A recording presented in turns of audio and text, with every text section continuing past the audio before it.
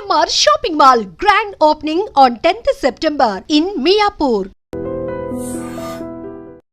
తమదైన స్వరంతో ప్రణవ నాదాన్ని పలికిస్తూ గీతా సారాంశాన్ని శ్రీకృష్ణ తత్వాన్ని ఎంతోమందికి బోధిస్తూ శ్రీకృష్ణ తత్వం గురించి ఎంతోమందికి అవగాహన కల్పిస్తున్నారు ప్రణవానంద దాస్ గారు. ప్రణవానంద దాస్ గారు మనతో ఉన్నారు. గురుగారు నమస్తే. నమస్కారం అండి. గురుగారు, మీదైన స్వరంతో అసలు మీరు శ్రీకృష్ణుని యొక్క తత్వం గురించి, గీతా సారాంశం గురించి ఎంతోమందికి అవగాహన కల్పిస్తూ ఉన్నారు. అది చాలా సంతోషంగా ఉంది. అసలు మీ వీడియోస్ చూస్తుంటే చాలా అద్భుతంగా అనిపిస్తున్నాయి. అసలు శ్రీకృష్ణుని యొక్క జన్మ రహస్యం ఏంటి అంటే మీరేం చెప్తారు గురుగారు? కృష్ణుడు భగవద్గీతలో మనందరికీ ఒక విషయాన్ని ఉపదేశం చేశారు.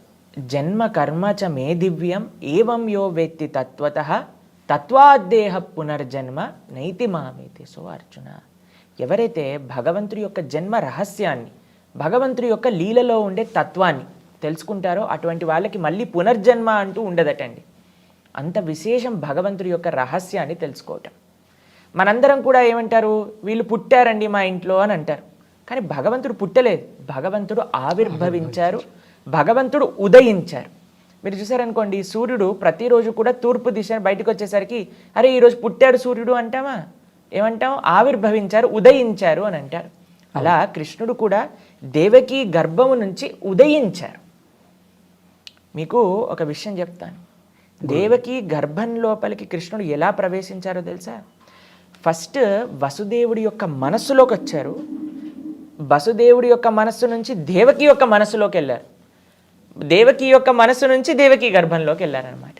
కానీ ఈ భౌతికంలో ఉండే ఒక స్త్రీ పురుష సంబంధంతో భగవంతుడు ఆ యొక్క కలయిక ద్వారా జన్మించిన వారు కాదండి, పూర్తి ఆధ్యాత్మికం. సరే, ఆయన గర్భంలో ఉన్నప్పుడు బ్రహ్మాది దేవతలందరూ కూడా వచ్చి గర్భంలోనే భగవంతుడికి స్తుతి చేయడం ప్రారంభం చేశారనమాట. అది భాగవతంలో గర్భస్తుతి అనే పేరుతో మనకి కనిపిస్తుంది. ఓకే. యబ్రహ్మా వరుణేంద్ర రుద్ర మరుత శృణ్వంతి దివ్యైస్తవై. అందరు దేవతలు కూడా గర్భంలోకి ప్రవేశించి అద్భుతమైన స్తోత్రములు భగవంతుడికి గర్భంలో ఉన్నప్పుడే ప్రార్థన చేశారనమాట. ఎందుకంటే స్వామి యొక్క అవతార రహస్యం ఏంటి అని అంటే ఈ ధర్మాన్ని కాపాడటం, దుష్టులని శిక్షించటం. యదా యదా హి ధర్మస్య గ్లానిర్భవతి భారత. కాబట్టి భూమిదేవి వెళ్ళి బ్రహ్మగారికి ప్రార్థన చేస్తుంది, అయ్యా ఈ భూమిపైన అధర్మం చాలా పెరిగిపోయింది, ఎలాగైనా సరే ఆ స్వామిని అవతరింపజేయండి అని అడుగుతుందన్నమాట. మీకు ఒక చిన్న ఉదాహరణ చెప్తాను. ఒక భార్యాభర్తలు ఇద్దరికి పెళ్ళయింది. భర్త పని చేయడానికి అమెరికాకి వెళ్ళాడు అనుకోండి. చాలా కాలంకి ఇంటికి తిరిగి రాకపోయారనుకోండి, కొద్దిగా బాధేస్తుంది. ఎప్పుడు వస్తాడు మా హస్బెండ్ అని వెయిట్ చేస్తూ ఉంటారు. అలా భూమిదేవి ఎప్పుడు వెయిట్ చేస్తూ ఉంటుందన్నమాట, స్వామి ఎప్పుడు అవతరిస్తారు తన యొక్క లోకంలో అని. ఎందుకంటే భూమిదేవి భగవంతుడి యొక్క భార్య. అయితే ఆవిడ ఎప్పుడు కూడా అనుకుంటుంది ఎప్పుడు అవతరిస్తారు ఎప్పుడు అవతరిస్తారు అని. అందుకే మరలా మరలా ఆవిడ వెళ్ళి ప్రార్థన చేయటం, భగవంతుడు ఆవిడ కోసం అవతరిస్తూ ఉండటం అనమాట ఈ ప్రపంచంలో. త్రేతాయుగంలో రాముడిగా, ద్వాపర యుగంలో కృష్ణుడిగా, అలా మరలా అవతారాలన్నీ స్వీకరిస్తూ ఆయన లీలలు చేస్తూ ఉంటారు. అయితే భూమిదేవికి చాలా కష్టం వచ్చిందనమాట.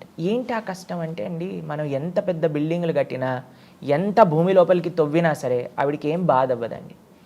భూమిదేవి యొక్క బాధ ఏంటి అని అంటే, ఎప్పుడైతే మానవుడు ధర్మాన్ని వదిలేసి అధర్మాన్ని ఆచరిస్తారో అది ఆవిడికి బాధ. మనం ఒక 100 ఫ్లోర్లు బిల్డింగ్ కట్టినా సరే ఆవిడికి భారం అనిపించదు. కానీ అధర్మ మార్గంలో నడుస్తున్న ఒక చిన్న జీవుడైనా సరే ఆవిడికి చాలా భారం అనిపిస్తుంది అనమాట.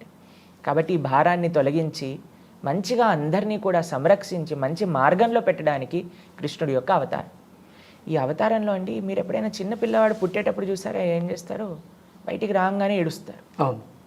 ఏడవాలి, లేకపోతే సంథింగ్ ఇస్ రాంగ్ అని డాక్టర్స్ అంటారనమాట. కానీ కృష్ణుడు పుట్టినప్పుడు జలధరుదేహు నాజాను చతుర్బాహు సరసీలుజాక్షు విశాలాక్షు జారు గదా శంఖ చక్ర పద్మ విలాసు కంఠ కౌస్తువమణి కాంతి బాను కమనీయ కటిసూత్ర కంకణ కేయూర శ్రీవత్సలాంఛనాంచిత విహారు సులకుండల ప్రభాయుత కుంటలలాటు వైఢూర్యమణి గణవర కిరీటు. పట్టు పీతాంబరం కట్టుకొని 4 హస్తాలతో శంఖచక్ర గదా పద్మాలు ధరించి కౌస్తువ మణి పెట్టుకొని వైజయంతి మాల వేసుకొని అవతరించారనమాట గర్భం నుంచి. కాబట్టి ఇది సామాన్యమైన మానవ జన్మ కాదు, ఇది సాక్షాత్తుగా భగవత్ అవతారము అని అంటారు. పుట్టంగానే అమ్మ నీ పేరు ఇది, నాన్నగారు మీరు మీ పూర్వజన్మలో మీరు ఇలా ఉన్నారు, నా కోసం ప్రార్థన చేసి నన్ను శిశువుగా కోరుకున్నారు కాబట్టి నేను మీకు అవతరించా అని చెప్పారు. ఎవరేం చెప్తారా అండి మానవుడిలా? కాబట్టి అది మానవుడికి భగవంతుడికి ఉండే వ్యత్యాసం అనమాట. వెంటనే అవతరించారు, తండ్రి గారికి చెప్పారు నన్ను తీసుకెళ్ళి బృందావనంలో వదిలిపెట్టేయండి అని. ఆయన తీసుకెళ్ళి ఆయనను బృందావనంలో వదిలిపెట్టేశారనమాట. ఇది భగవంతుడి యొక్క విలక్షణమైన అవతార రహస్యం. అసలు ఈ బృందావనానికి ఉన్నటువంటి మహత్యం ఏంటి? ఈ బృందావనానికి ఉన్నటువంటి విశిష్టత గురించి ఏం చెప్తారు? గోపికలు ఒకసారి భగవంతుడికి ప్రార్థన చేస్తూ ఒక విషయం చెప్తారనమాట. ఈ భూమికే ఒక ఆభరణం బృందావనం. భూమికి ఎందుకు మహాత్యం వచ్చిందట అంటే బృందావనం ఈ భూమిలో ఉన్నందుకు ఈ భూలోకానికే మహాత్యం వచ్చిందట. మరి బృందావనం అంత గొప్పగా అవ్వడానికి ఏంటి కారణము అని అంటే భగవంతుడి యొక్క శ్రీచరణాలు బృందావనం మొత్తంలో అలంకారమై ఉంటుందన్నమాట. యద్దేవకీసుత పదాంబుజ లబ్ధ లక్ష్మి అని అంటారనమాట. మీకు ఒక విషయం చెప్తానండి గురుగారు. బృందావనం ఎటువంటి ప్రదేశం అని అంటే, మీరు ఎప్పుడైనా ఈ లీల విన్నారా? సాక్షాత్తుగా కృష్ణుడు ఒకసారి మట్టిని తింటారనమాట. మృదభక్షణ లీల అని అంటారు.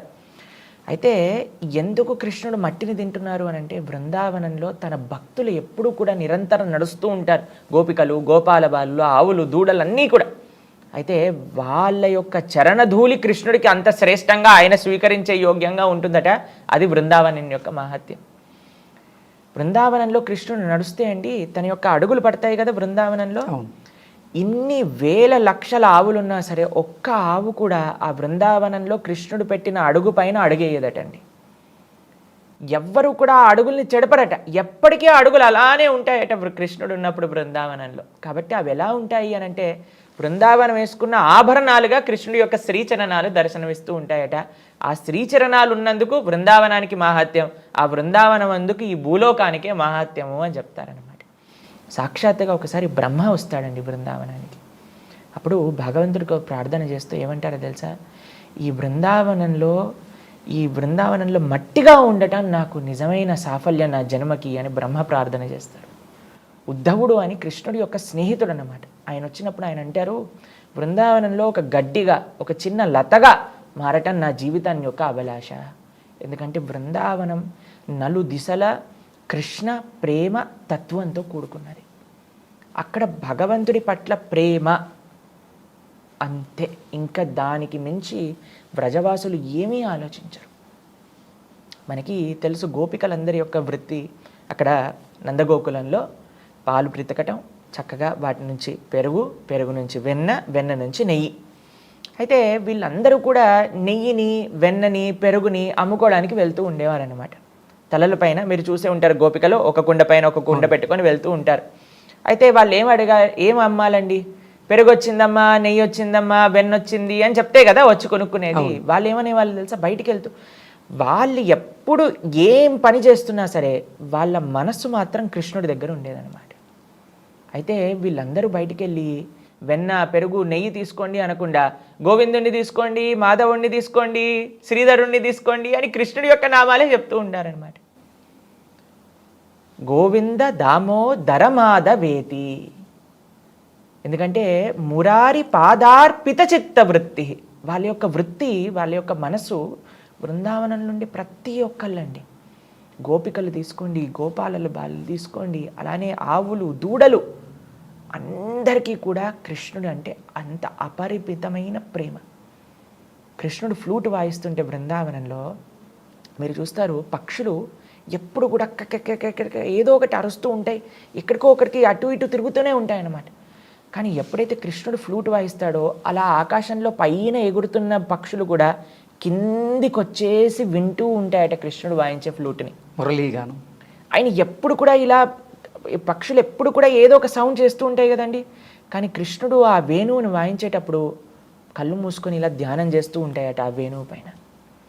అక్కడ ఉండే జింకలు, అన్ని ప్రాణులు కూడా కృష్ణుడినే తదేకంగా చూస్తూ ఉంటాయట. కృష్ణుడు ఉన్నాడు అని అంటే వాళ్ళకి ఇంకా ఏం అవసరం లేదు బృందావనం. అటువంటి కృష్ణ ప్రేమ కలిగిన భూమే బృందావనం. కాబట్టి ఎవరెవరికి ఆ భగవంతుడి పైన అపరిమితమైన ప్రేమ, భక్తి కావాలి అని అనుకుంటున్నారో అటువంటి వాళ్ళు తప్పకుండా బృందావనాన్ని దర్శించాలి. ఇది బృందావనం యొక్క విశిష్టత. రాధాకృష్ణుల మధ్య ఉన్నటువంటి సంబంధం గురించి, ప్రేమ గురించి చెప్పాలంటే మీరేం చెప్తారు? రాధా కృష్ణ వీళ్ళిద్దరూ ఒకటే స్వరూపం. కృష్ణుడి పట్ల ప్రేమ అనేది రాధారాణి యొక్క తత్వం అన్నమాట. కృష్ణ ప్రేమ, కృష్ణ భక్తి. మనం భక్తి అనే వర్డ్ వాడుతూ ఉంటాం కదండి, ఆ భక్తి యొక్క స్వరూపమే రాధారాణి. అందరి దగ్గర భగవంతుడి పట్ల ప్రేమ ఎవరి యొక్క ప్రేరణ చేతైతే లభిస్తుందో అదే శ్రీమతి రాధారాణి అనమాట. మనకి ఈ ప్రపంచంలో రాధాకృష్ణుల యొక్క తత్వం అంత ఈజీగా అర్థం కాదండి. వాళ్ళిద్దరి మధ్యలో ఉండే ప్రేమ ఎటువంటిదంటే ఈ భౌతికమైన ప్రేమ కాదండి. ఒక అమ్మాయి అబ్బాయి మధ్యలో ఈ ప్రపంచంలో ప్రేమ కలుగుతూ ఉంటుంది, అది రాధాకృష్ణుల యొక్క ప్రేమతత్వం కాదు. మా గురువుగారు ఒక విషయం చెప్తూ ఉంటారు, love means service, love means sacrifice. ప్రేమ అంటే సేవ, ప్రేమ అంటే త్యాగం. ఇది రాధాకృష్ణుల యొక్క ప్రేమ. ఎప్పుడూ కూడా నాకు ఏం కావాలి అని ఆలోచించారనుకోండి, అది ప్రేమ కాదండి. వేరే వాళ్ళకి నేను ఎలా సేవ చేయగలుగుతాను అని ఆలోచించినప్పుడే నిజమైన ప్రేమ. ప్రేమలో అండి ఒక లక్షణం ఉంటుంది, ఏంటో తెలుసా? అది సెల్ఫ్లెస్నెస్ అని అంటారనమాట. అంటే నిస్వార్థ భావన. ఎక్కడైతే స్వార్థం ఉంటుందో అక్కడ ప్రేమ ఉండలేదు. ఎక్కడైతే నిస్వార్థత ఉంటుందో అక్కడే నిజమైన ప్రేమ అనేది లభిస్తుంది. మీకు ఒకసారి కృష్ణుడు బృందావనంలో ఉండే ఆ గోపికల యొక్క ప్రేమ, రాధారాణి యొక్క ప్రేమ ఈ ప్రపంచానికి తెలియాలి అని ఒకసారి నారదుడితో చెప్తాడనమాట. అయ్యా, నాకు చాలా తలనొప్పిగా వస్తుంది, ఈ తలనొప్పిని తగ్గించాలి అని అంటే మీరు నా భక్తుల యొక్క చరణాలపై నుండి ధూళి, పాదాలపై నుండే ధూళిని తీసుకొచ్చి నా తలపైన రాస్తే తగ్గుతుంది అని చెప్తారనమాట.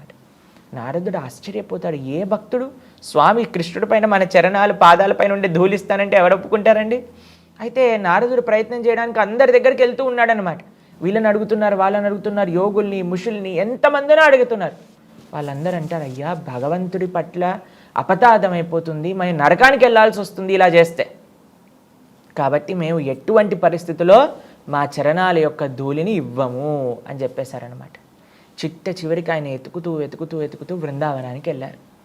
బృందావనానికి వెళ్ళి ఆ గోపికలను అడిగారనమాట, అయ్యా కృష్ణుడికి తలనొప్పి వస్తుందట, మీ పాదాలపై నుండి ధూళినిస్తే ఆయన తలనొప్పి తగ్గుతుందట. గోపికలు ఏం చేశారో తెలుసా అండి?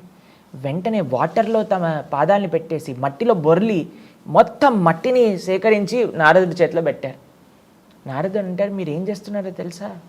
కొన్ని కోట్ల జన్మలు నరకానికి వెళ్ళాల్సి వస్తుంది మీరు ఇలా భగవంతుడి పైన అపరాధం చేస్తే అని అంటే, గోపికలు అంటారు, మేము శాశ్వతంగా నరకానికి వెళ్ళినా పర్వాలేదు, ఒక్క క్షణం కృష్ణుడి యొక్క తలనొప్పి పోతే మా వల్ల అని చెప్తారనమాట.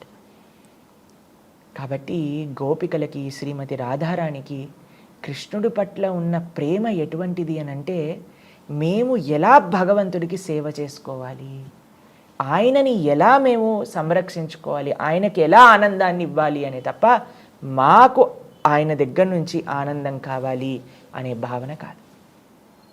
ఇది నిజమైన ప్రేమ, ఇది నిజమైన నిస్వార్థమైన ప్రేమ.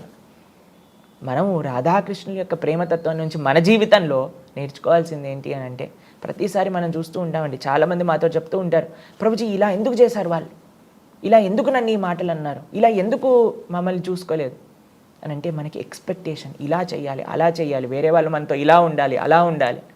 కానీ ప్రేమ ఎక్కడ ఉంటుందో తెలుసా అండి?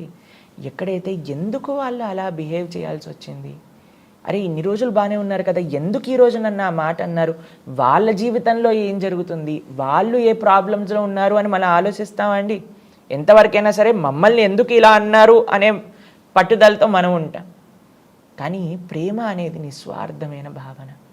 గోపికలకి, రాధారానికి కృష్ణుడి పట్ల ఉన్న ప్రేమ నిర్మలమైనది, ఎంతో ఆధ్యాత్మికమైనది, భౌతికమైన ప్రేమ కాదనమాట. అతయేవ ప్రేమ కామ బహూత అంతర. ఈ కామానికి అంటే ఇన్ఫాక్చుయేషన్ అని అంటాం కదండి ఈ ప్రపంచంలో, దానికి ఇంకా ప్రేమకి బహూత అంతర అంటే చాలా అంతరం ఉందట. కామ తమో అంధకార్. ఈ ఇన్ఫాక్చుయేషన్ అనేది డార్క్నెస్, రాత్రిపూట ఉండే ఆ చీకటి ఉంటుంది కదండి, దాంతో సమానంగా పోల్చారు. అదే నిర్మలమైన ప్రేమ ఎటువంటిది అని అంటే, సూర్య నిర్మల భాస్కర. నిర్మలమైన సూర్యుడు వచ్చినప్పుడు ఎంత వెలుగు, ఎంత కాంతి ఉంటుందో, ప్రేమ వచ్చినప్పుడు కూడా అంత వెలుగు, అంత కాంతి ఉంటుంది. కానీ ఈ ప్రపంచంలో మనం కొన్నిసార్లు ప్రేమ చూస్తామండి. మీరు టీవీలలో చూస్తూ ఉంటారు, ఒకళ్ళు ప్రేమించలేదు, ఒప్పుకోలేదు అని యాసిడ్ పోసేయటం లేదా చంపేయటం మనం ఢిల్లీలో చూసాం. అవును. ఇది ప్రేమ అంటారా అండి? కాబట్టి ప్రేమ అంటే ఎదుటి వాడి దగ్గర నుంచి నాకేం వస్తుంది అని ఆలోచించటం కాదు, నేను ఎదుటి వారికి ఎలా సేవ చేయగలుగుతాను అని ఆలోచించటమే ప్రేమ. దానికి మూలము రాధాకృష్ణులు. కాబట్టి నిజమైన ప్రేమ ఈ ప్రపంచంలో ఒక జీవుడికి భగవంతుడికి మాత్రమే సంబంధం అవుతుంది అని చెప్తారనమాట మన శాస్త్రంలో.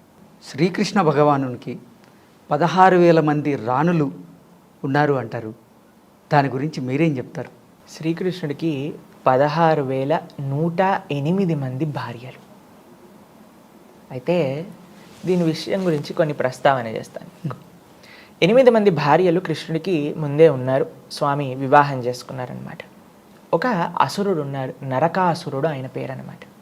ఆయన ఏం చేశారు అని అంటే 16,100 మంది రాకుమారులను తన యొక్క రాజ్యంలో బందీలుగా పెట్టుకున్నారనమాట. అయితే కృష్ణుడు ఎప్పుడైతే ఈ దుష్టుడైన నరకాసుడిని సంహరించారో ఆయన భవనంలోకి ప్రవేశించగానే ఈ 16,100 మంది కూడా రాణులందరూ కూడా వచ్చి భగవంతుడికి ప్రార్థన చేస్తారు. అయ్యా, ఈ దుష్టుడు తీసుకొచ్చి తన భవనంలో మమ్మల్ని ఇన్ని రోజులు పెట్టుకున్నారు, ఇంకా మమ్మల్ని బయటికి వెళ్తే ఎవరు వివాహం చేసుకోరు. కానీ వాళ్ళు ఎప్పుడైతే కృష్ణుని చూశారనుకోండి, అందరికీ కూడా ఆ భక్తి భావన చేత మీరే మాకు పతి అవ్వాలి అని ప్రార్థన చేశారనమాట కృష్ణుడిని. అయితే భగవంతుడండి ఎంతమంది యొక్క కోరికలైనా తీర్చేయగలిగే శక్తి ఉన్నారు ఆయనకి. ఇప్పుడు చూడండి, వెంకటేశ్వర స్వామి దగ్గరికి ప్రతి నిత్యం ఎన్ని వేల మంది భక్తులు వెళ్తున్నారండి.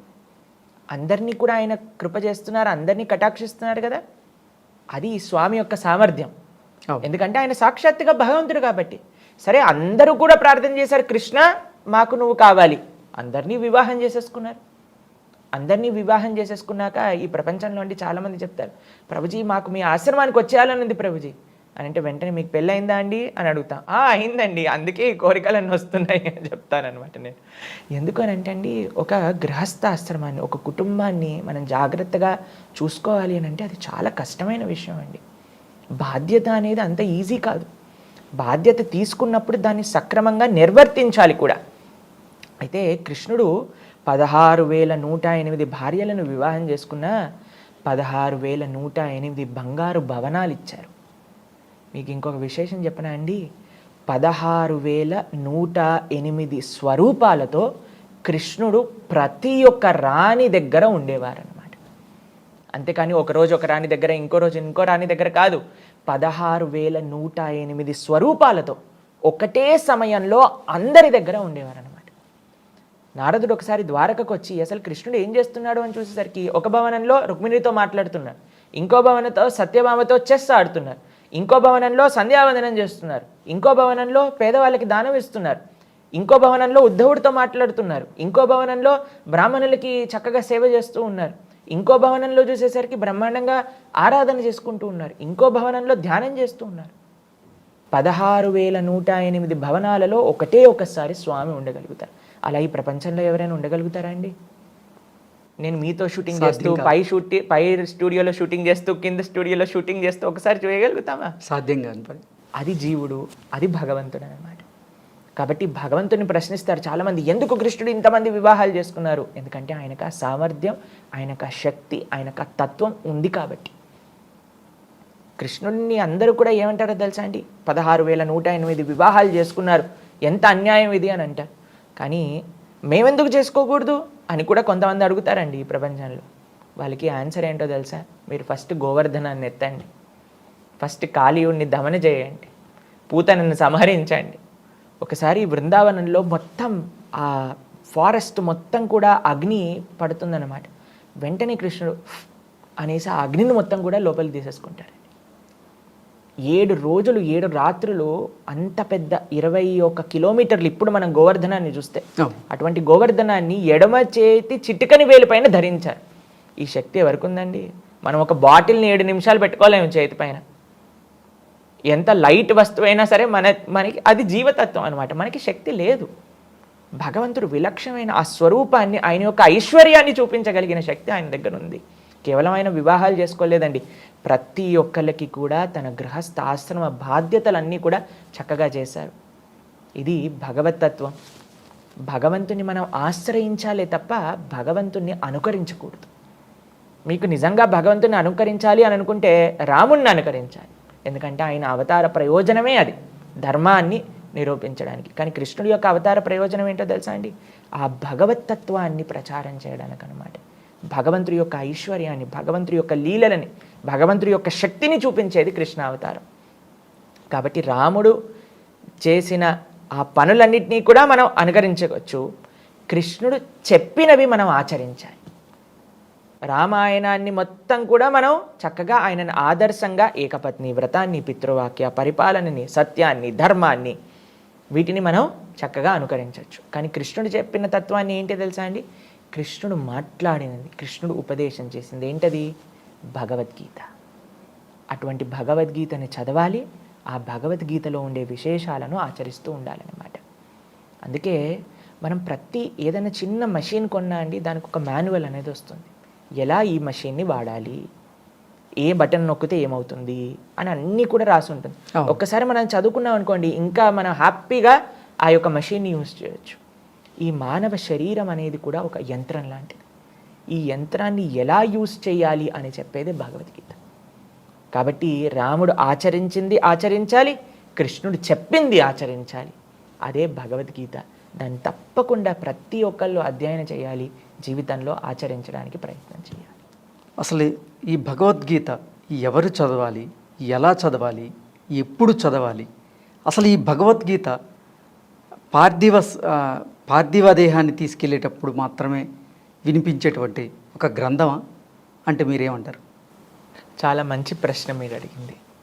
ఇప్పుడు చూడండి, ప్రపంచంలో ఎవరెవరికి జ్ఞానం కావాలి, ఎవరెవరు ధర్మం తెలుసుకోవాలనుకుంటున్నారు, ఎవరైతే తమ జీవితానికి ఉండే ప్రయోజనం తెలుసుకోవాలి, జీవితంలో ఒక మంచి మార్గంలో ముందుకెళ్ళాలి అని అనుకునే వాళ్ళందరూ కూడా చదవాలి. అంటే ఇందులో ఎవరైనా ఎగ్జామ్షన్ ఇవ్వచ్చా అండి? ఈ ప్రస్తావనలో ఎవ్వరూ కాదు. అటు చిన్న పిల్లల నుంచి పెద్దవాళ్ళ వరకు అందరికీ కూడా మంచిగా సుఖంగా ఉండాలి, మంచి మనస్సు, మంచి శరీరం, మంచి భగవద్భక్తి, ధర్మం ఇవన్నీ కావాలనుకుంటున్నాం కదా. కాబట్టి ప్రతి ఒక్కళ్ళు అధ్యయనం చేయాల్సిన గ్రంథం ఏదన్నా ఉంటే అది భగవద్గీత. ఇది చాలా ముఖ్యంగా అందరూ అడగాలి. ఎందుకంటే చాలామంది మమ్మల్ని అడుగుతుంటారు, ప్రభుజీ మేము చదవచ్చా భగవద్గీత, స్త్రీలు చదవచ్చా, పిల్లలు చదవచ్చా?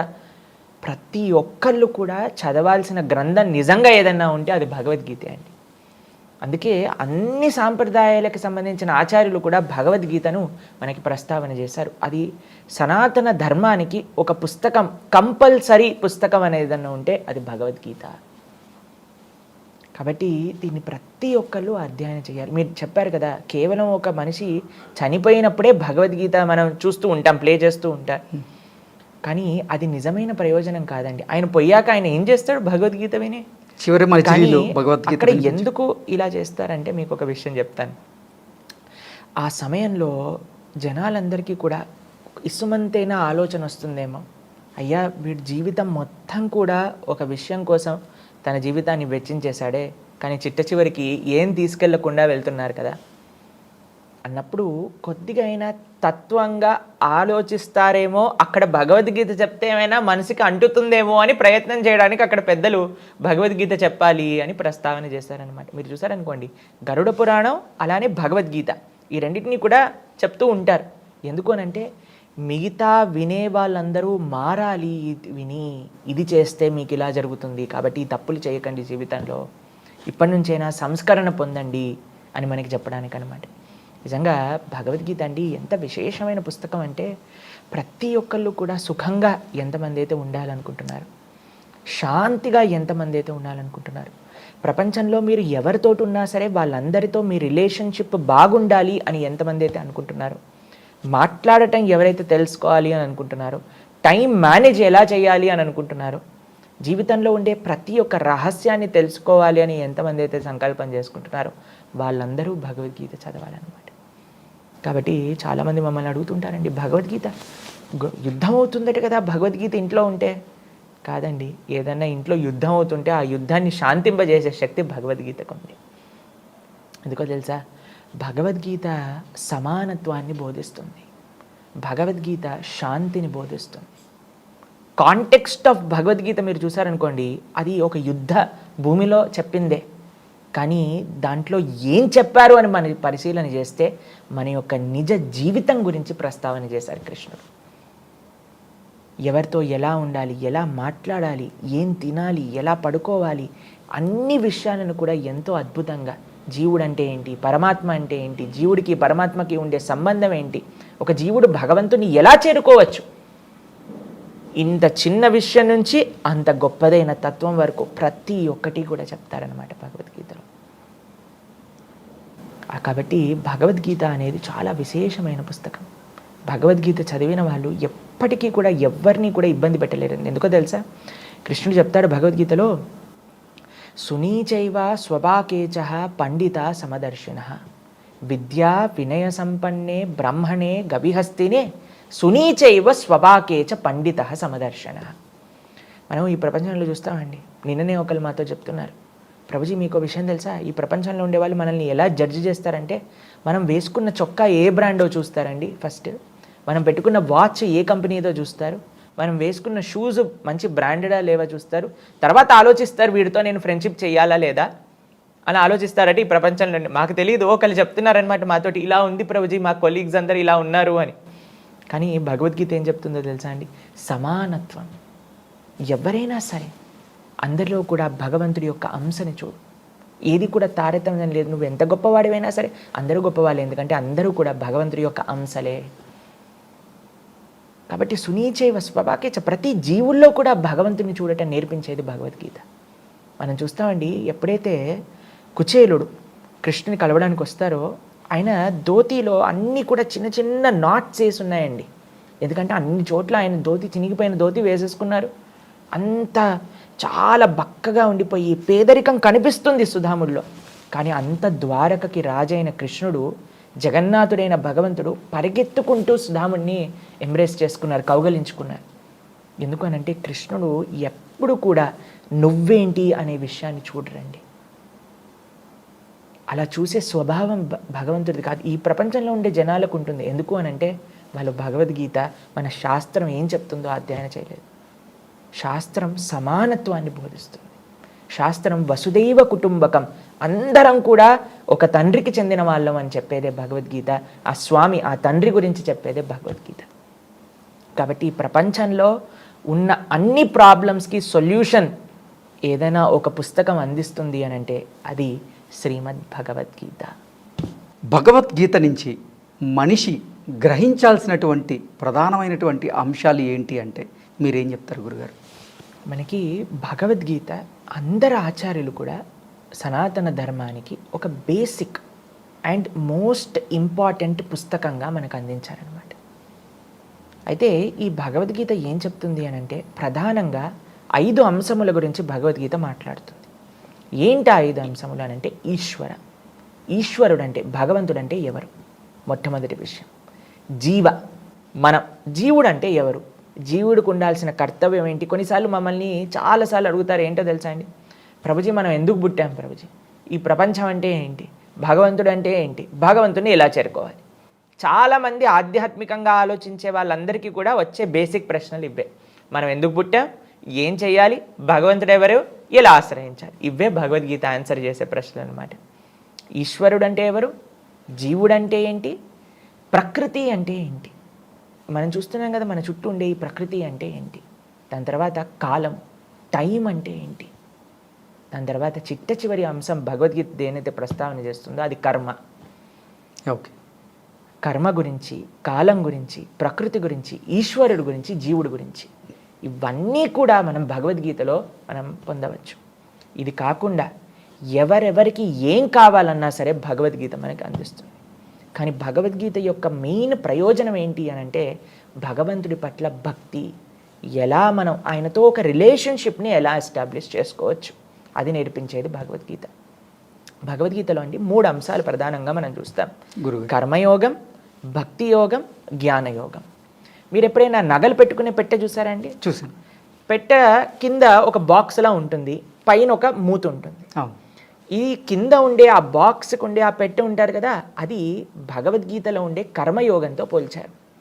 పైనుండి ఆ మూత ఉంటుంది కదా, దాన్ని జ్ఞానయోగంతో పోల్చారనమాట. లోపలుండి ఆ నగలు ఉంటాయి కదా, అది భక్తి యోగంతో పోల్చారనమాట. కాబట్టి భగవద్గీత ఒక కంప్లీట్ ప్యాకేజ్ అనమాట. కానీ అందులో ఉండే సారభూతమైన తత్వం ఏంటి అని అంటే భక్తి. దాంతోపాటు మానవాళికి ఏ విధంగా ఎవరిని ఉద్ధరింపచేయాలో భగవద్గీత మనకు ఉపదేశం చేస్తుంది. కానీ దాని యొక్క సారాంశం, ఎసెన్స్ ఆఫ్ భగవద్గీత స్వామి పట్లుండే భక్తి, ఆయనతో ఎలా రిలేషన్షిప్ని ఎస్టాబ్లిష్ చేసుకోవాలి అనే విషయాలు చెప్తుందన్నమాట. దాంతోపాటు బోలెడన్ని విషయాలండి, టైం మేనేజ్మెంట్ గురించి, ఒక జీవన విధానం. ఇప్పుడు చాలామంది మాకేం చెప్తారో తెలుసా అండి, డాక్టర్లతో మేము మాట్లాడినప్పుడు, ప్రభుజీ ఇవన్నీ కూడా లైఫ్ స్టైల్ డిసీజెస్ అని చెప్తారనమాట.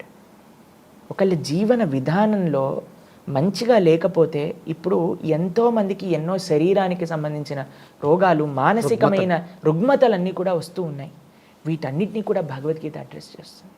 ఒక మంచి లైఫ్ స్టైల్, ఒక ఐడియల్ లైఫ్ స్టైల్ ఏంటి, మనం సమయాన్ని ఎలా ఉండాలి, మనం ఎలా మాట్లాడాలి, ప్రతి ఒక్కటి చిన్న చిన్న అంశం నుంచి అన్నిటికంటే గొప్పదైన జీవ భగవంతుడి యొక్క సంబంధం గురించి కూడా Bhagavad Gita చెప్తుందన్నమాట.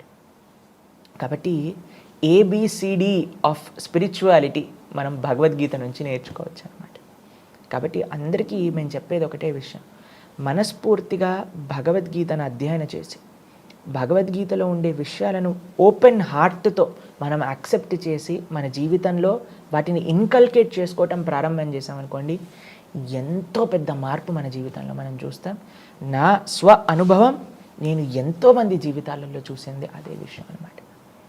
Bhagavad Gita can answer all problems of life. Shri Krishna భగవంతునికి కుచేలునికి ఉన్నటువంటి స్నేహ సంబంధం గురించి, స్నేహ బంధం గురించి మీరేం చెప్తారు? కృష్ణుడు, కుచేలుడు వీళ్ళిద్దరూ కూడా ఒక గురువు గారి దగ్గర చదువుకున్న వాళ్ళనమాట, చైల్డ్హుడ్ ఫ్రెండ్స్. ఎక్కడ వీళ్ళ యొక్క ఆశ్రమం ఉండేది అని అంటే ఉజ్జయిన్లో సాందీపని మహర్షి దగ్గర చదువుకున్నారు ఇద్దరు కూడా. అప్పటి నుంచి వాళ్ళిద్దరికీ చాలా మంచి స్నేహం అండి. అయితే కృష్ణుడు ద్వారకకి అధిపతి అయ్యారు, ఇక్కడ కుచేలుడు తన యొక్క రాజ్యానికి వెళ్ళిపోయారు. ఆయన చాలా పేద బ్రాహ్మణుడు అనమాట. ఎంత బక్కగా అయిపోయారు ఆయన పేదరికం వల్ల అనంటే, ఆయనను చూసి వాళ్ళ భార్య అనుకుంది, అయ్యా నీకు కృష్ణుడు అనే స్నేహితుడు ఉన్నాడు, ఆయన అంత గొప్ప పరివారంలో ఉన్నారు, నువ్వు వెళ్ళినప్పుడు ఆయన తప్పకుండా నీకు సహాయం చేస్తారు, దాంట్లో నువ్వు ఇంకొక క్వశ్చన్ నీకు రావాల్సిన అవసరం లేదు, కాబట్టి నీ కోసమైనా వెళ్ళి అడుగు నువ్వు కృష్ణుడిని అని కుచేలుడి యొక్క భార్య కుచేలుడికి చెప్పిందనమాట. అయితే సుధాముడు, కుచేలుడు అని అంటాను తెలుగులో, ఆయన ఏం ఆలోచిస్తున్నారంటే, నేను భగవంతుడి దగ్గరికి వెళ్ళి అడగటమా? భక్తుడు ఎప్పుడు కూడా భగవంతుడిని అడగాలి అని అనుకోరండి.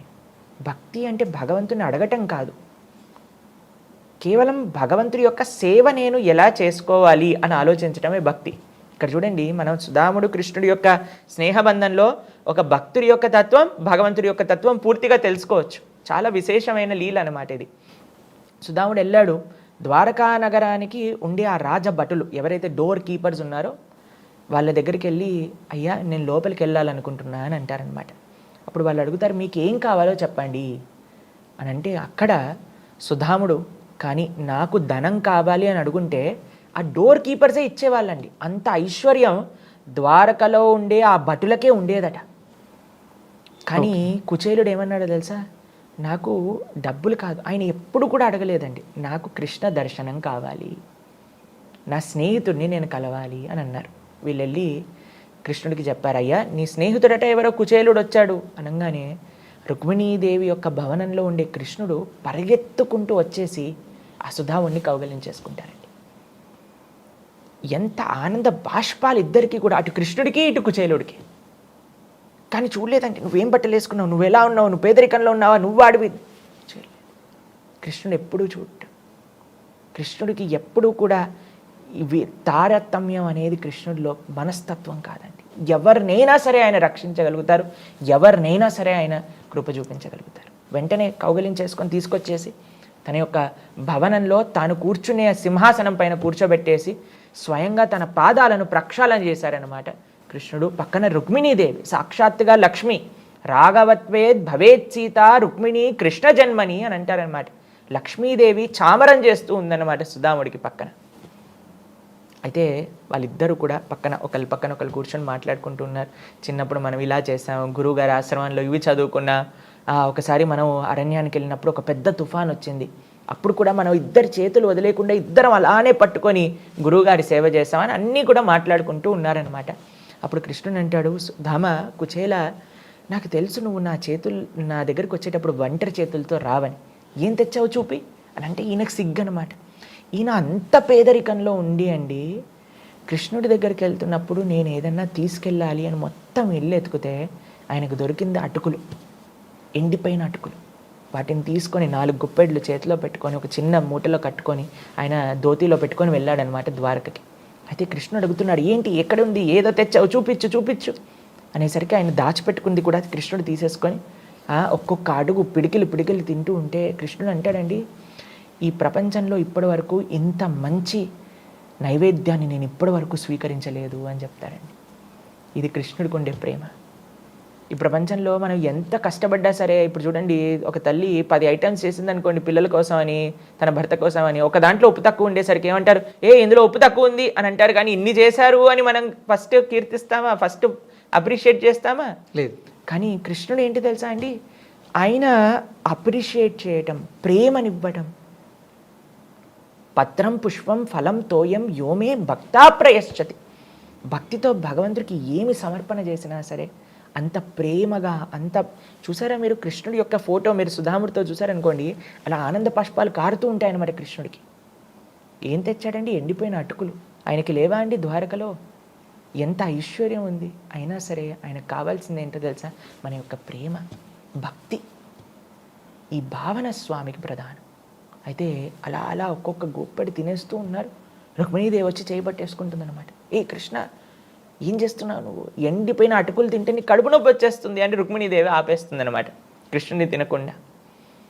కానీ ఇప్పుడు చూడండి, సుధాముడు ఒక్క కోరిక కూడా, ఆ రోజు రాత్రంతా ద్వారకలో ఉంటారు, ప్రొద్దున పూట వెళ్ళిపోతారు. కానీ కృష్ణుడిని ఒక్క విషయం కూడా అడగరు ఆయన. నాకు డబ్బులు ఇవ్వని కానీ, సహాయం చేయని కానీ, నేను ఈ కష్టాల్లో ఉన్నా కానీ అని చెప్పలేదు ఆయన. ఒక భగవంతుడి దగ్గరికి వెళ్ళి భక్తుడు చెప్పాల్సిన అవసరం లేదండి, భగవంతుడిని అడగాల్సిన అవసరం లేదు. ఇప్పుడు ఒక చిన్న పిల్లవాడు ఉన్నాడండి, ఒళ్ళో పడుకున్న పిల్లవాడు ఉన్నాడు. చలికాలం వస్తుందనుకోండి, అమ్మకి చెప్తాడు, అమ్మ నాకు స్వెటర్ ఇయ్యి అంటాడా? వాడు ఏమన్నాడు, ఇలా చూస్తూ ఉంటాడు. అమ్మకి తెలియదా అండి ఏం చేయాలో, నాన్నకి తెలియదా అండి ఏం చేయాలో? కాబట్టి రాధాకృష్ణులు మన తల్లిదండ్రులు, సీతారాములు, లక్ష్మీనారాయణులు, వాళ్ళందరూ కూడా మన తల్లిదండ్రులు. కాబట్టి వాళ్ళ దగ్గరికి వెళ్ళి ప్రొద్దున నుంచి రాత్రి దాకా నాదికి అది కావాలి, ఆ కష్టంలో ఉన్నా, ఇది కావాలి, ఈ కష్టంలో ఉన్నా చెప్పాల్సిన అవసరం లేదు. భక్తుడు ఎప్పుడూ భగవంతుడిని అడగరు, భగవంతుడు ఎప్పుడూ భక్తులకి అన్యాయం చేయరు. ఈయన ఇలా వచ్చి ద్వారక నుంచి వెళ్ళిపోయాడా, వెళ్ళేసరికి వాళ్ళ ఏరియాలో వాళ్ళ ఇల్లే కనిపించలేదన్నమాట సుధాముడికి.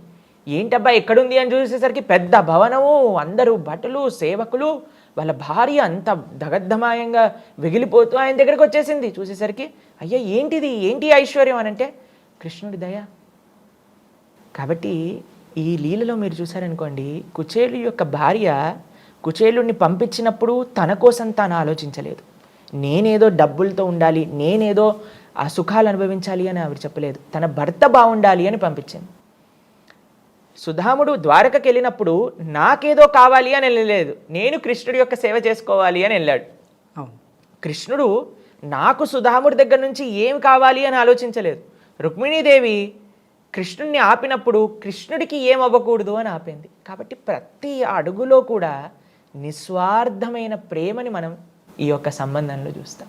అందుకే మేము ప్రపంచంలో అందరికీ కూడా ఒక కృష్ణ తత్వాన్ని ఇచ్చే సందేశం ఏంటో తెలుసా అండి, ప్రేమ, నిస్వార్థమైన భావన.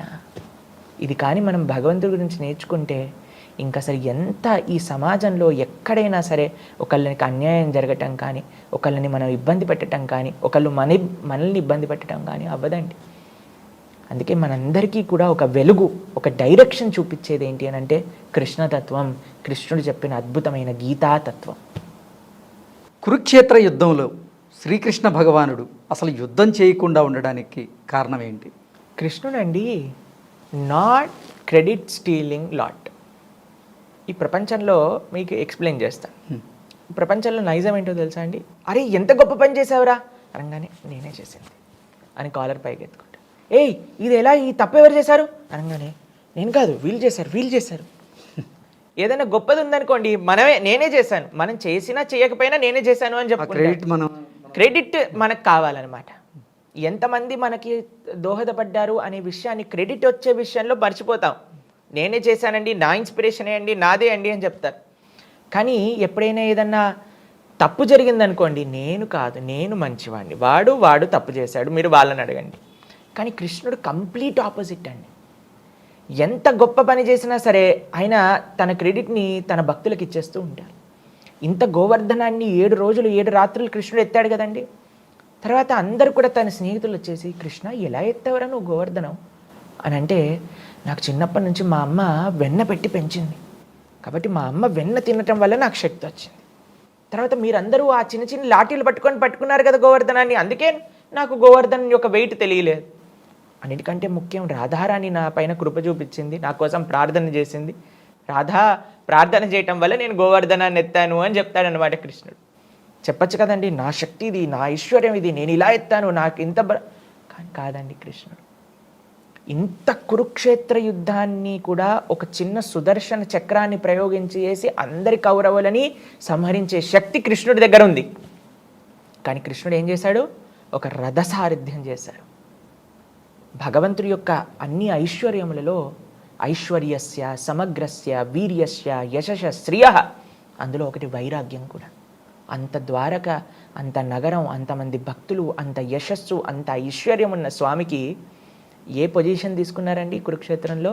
ఒక చారియట్ డ్రైవర్, ఒక రథ సారథిగా కృష్ణుడు కూర్చున్నాడు. అర్జునుడి యొక్క పాదాల దగ్గర కూర్చున్నాడు. ఎందుకంటే మొత్తం కురుక్షేత్ర యుద్ధం ద్వారా ఆయన చూపించాలనుకుంటుంది ఏంటో తెలుసా?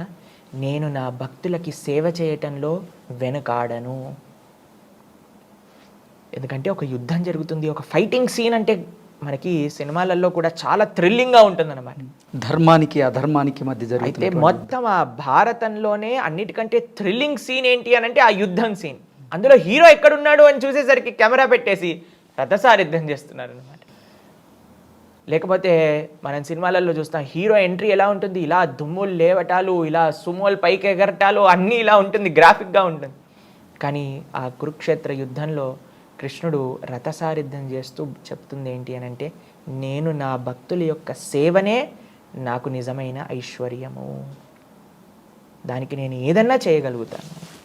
కాబట్టి ఇంత కురుక్షేత్ర యుద్ధాన్ని ఆయనే చేయించిన, ఇన్ ద సెన్స్ ఇప్పుడు విశ్వరూపంలో చూపిస్తారండి. అందరు కౌరవులు కృష్ణుడే సంహరిస్తున్నారు, అయినా సరే క్రెడిట్ ఎవరికి వెళ్ళింది? అర్జునుడికి వెళ్ళింది. కాబట్టి స్వామి అంతా తాను చేస్తాడు, తన భక్తులకి క్రెడిట్ని ఇచ్చేస్తాడు అనమాట. క్రెడిట్ తన దగ్గర పెట్టుకోడు. ఇంత రామరావణ యుద్ధం అయ్యాక లంకని రాముడు పాలించారా? లేదు, విభీషణుడికి ఇచ్చేశారు. అధర్మపూరితమైన వాలిని సంహరించాక ఆ యొక్క సామ్రాజ్యాన్ని సుగ్రీవుడు వాలి యొక్క కుమారుడికి అప్పచెప్పారు. కృష్ణుడికి ఏం అవసరం లేదండి, ఆయన ఆత్మారాముడు. ఆయన ధర్మాన్ని స్థాపించడం, యోగ్యమైన వాళ్ళకి దాన్ని ఇవ్వడం. కాబట్టి ఇంత కురుక్షేత్ర యుద్ధాన్ని తానే జయించిన, తన యొక్క శక్తి ద్వారానే నడిపించిన, కానీ క్రెడిట్ మాత్రం అర్జునుడికి ఇచ్చేశారు. అర్జునుడు ఇంత పెద్ద వీరుడు, భీముడు, పరాక్రమం కలిగిన వాడు, యుధిష్ఠిరుడు, ధర్మ, ఇది ఆయన యొక్క తత్వం అన్నమాట. కాబట్టి ఆయనకి ఏ గొప్పతనాన్ని కూడా ఆయన ఎక్స్పెక్ట్ చేయరు, తన భక్తులకి కీర్తి ఇచ్చటంలోనే ఆయన ఆనందం ఉందన్నమాట. ఓకే గురువు గారు, ధన్యవాదాలు.